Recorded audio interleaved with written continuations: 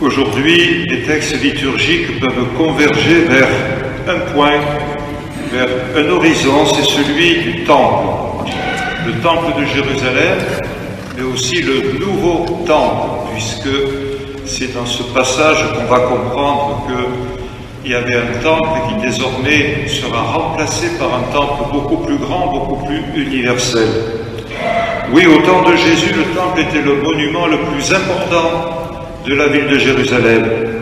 Pas simplement de la ville, mais aussi de toute la nation juive. Il était le centre de la vie religieuse, mais aussi de la vie sociale, de la vie politique d'Israël. Et c'était le signe de la présence de Dieu au milieu de son peuple.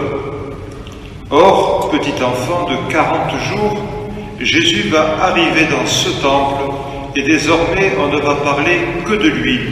On peut dire que Jésus investit le temple de Jérusalem.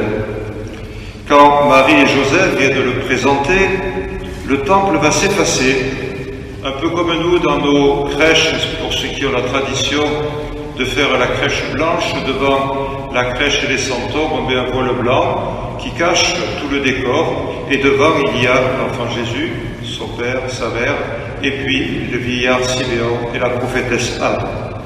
Voilà, et ces deux, Siméon et Anne, sont en train de se détourner du temple de Jérusalem pour accueillir non plus le Saint des Saints qui est dans le fond du temple, où est conservé dans une arche d'alliance les tables de la loi, les 10 commandements, mais ils vont se tourner vers cet enfant qui arrive avec ses jeunes parents.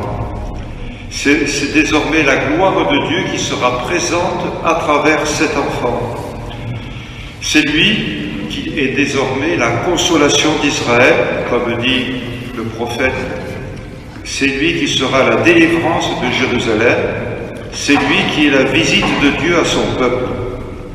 Quand Jésus vient au temple, l'Esprit Saint est à l'œuvre. Il guide et inspire Siméon. Désormais, la lumière éclate, le salut des nations est accordé.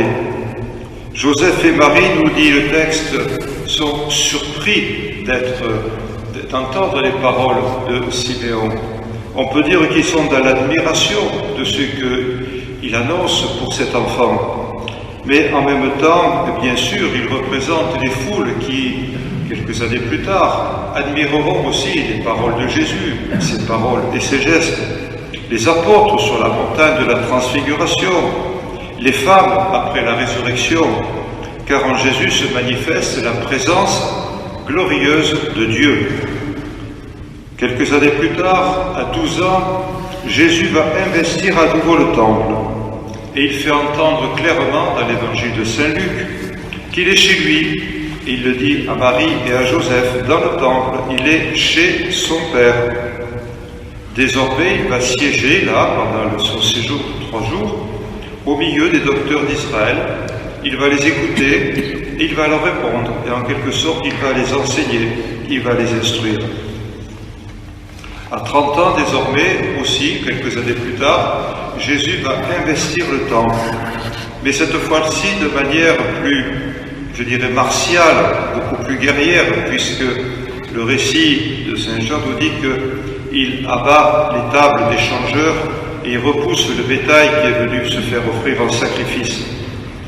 Il annonce la destruction du temple, mais en fait, c'est lui Jésus, c'est lui qui sera le nouveau temple, qui prendra la place.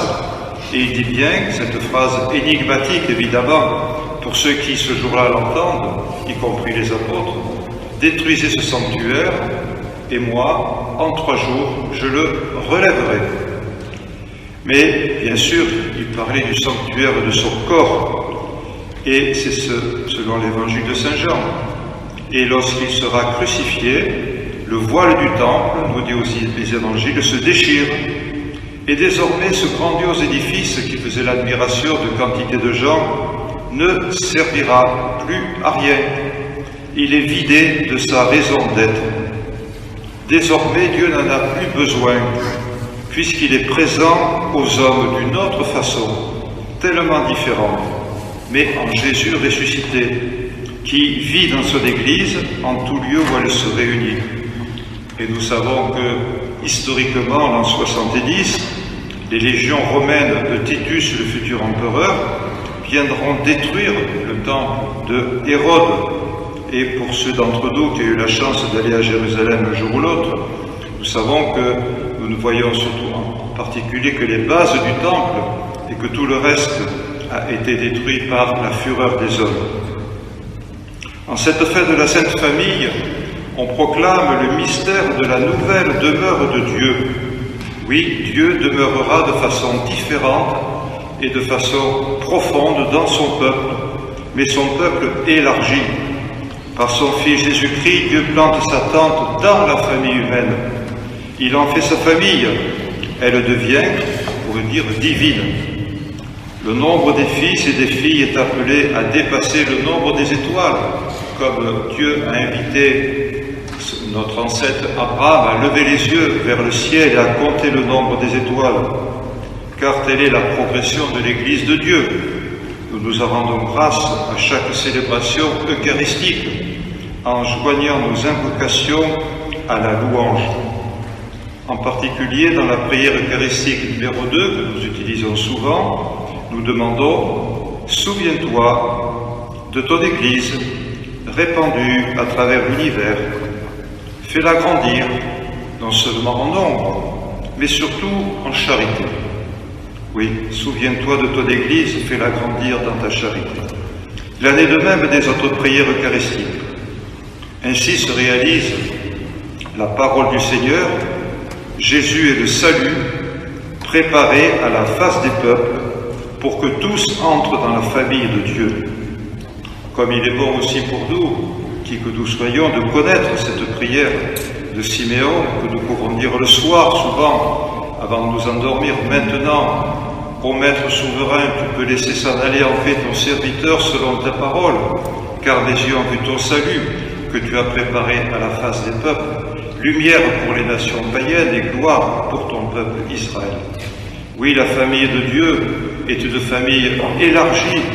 Il y a les Juifs, il y a les non-Juifs, il y a tous les peuples qui sont appelés à en faire partie. Prions pour que cette intention, que la famille de Dieu soit la famille de l'humanité, se réalise aujourd'hui.